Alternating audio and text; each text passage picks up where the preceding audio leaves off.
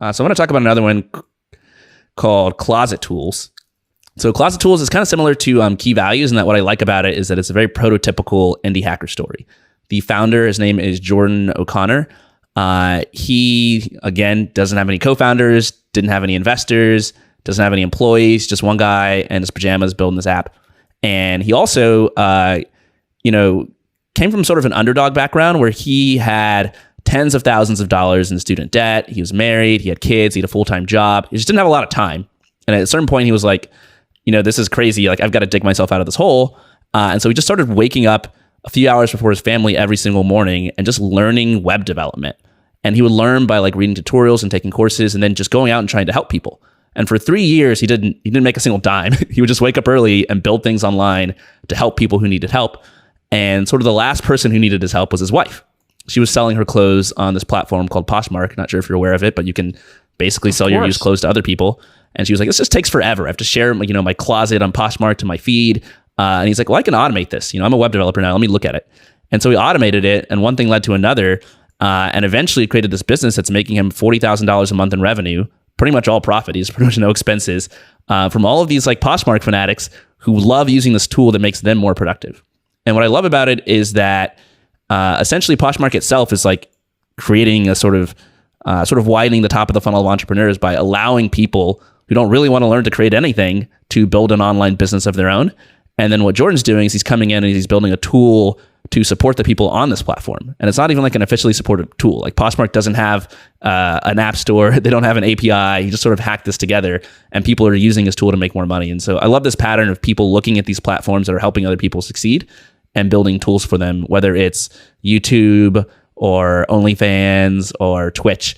All of these people are super motivated. The story of PayPal, according to Sachs and Thiel and everybody over there was eBay didn't have this. And of course, eBay winds up buying them eventually. And what became one of the great acquisitions ever, and talk about an underpriced asset. Every time I talk with Sachs about it, he's just like, I can't believe we sold so early. You got to ride your winners. Daniel, thoughts on Closet Tools?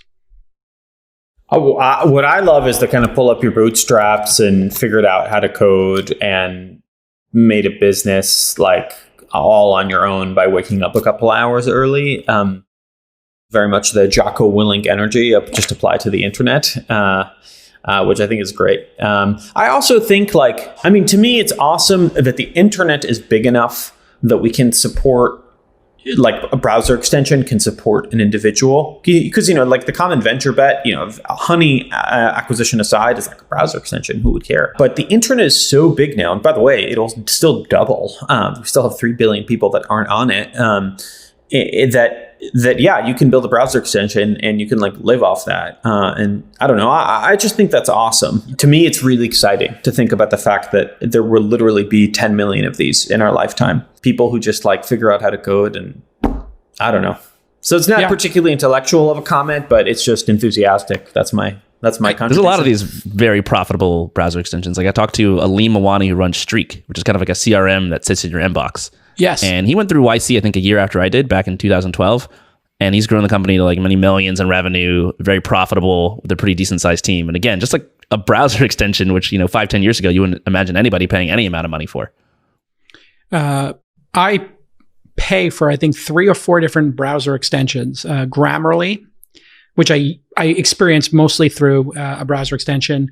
My password manager, I wouldn't say which one, but there's a number of them that are all pretty obvious. And I have one called Pushbullet I pay for. Pushbullet was a really interesting one. I'm not an investor and I don't know the founder, but I was looking for a way for my Chrome OS desktop to talk to my iPhone, to talk to my iPad, to talk to my Windows desktop, to talk to my Mac desktop or whatever. I'm always on all these different gadgets and devices. And what it does is, whatever web page you're on, if you press the Pushbullet button, it sends it to all your other devices. Because when you're kind of like, I gotta get this thing on my Android phone. How do I get it? Yeah. Cross-platform AirDrop. It's a exactly. And it's just amazing.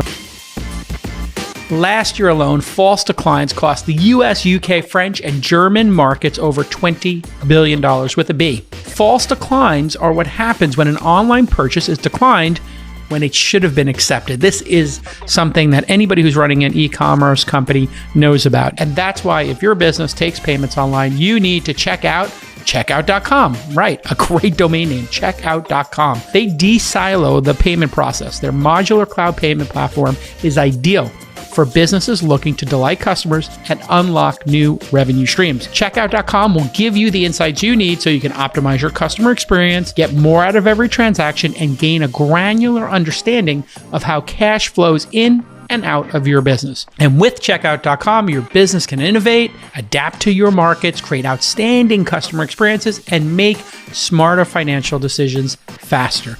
Big brands like Adidas and Samsung trust them, but Checkout loves to support growing businesses. That's why they're here on This Week in Startups, and support their digital transactions. So they just raised a $450 million Series C at a $15 billion valuation. They're not going anywhere. They know what they're doing. Learn more at checkout.com/twist and see if their payment solution works for your business. You can even create a free test account to see how their dashboard works, and it's very beautiful and elegantly designed. So go ahead and check out checkout.com/twist. Make sure you go to checkout.com/twist.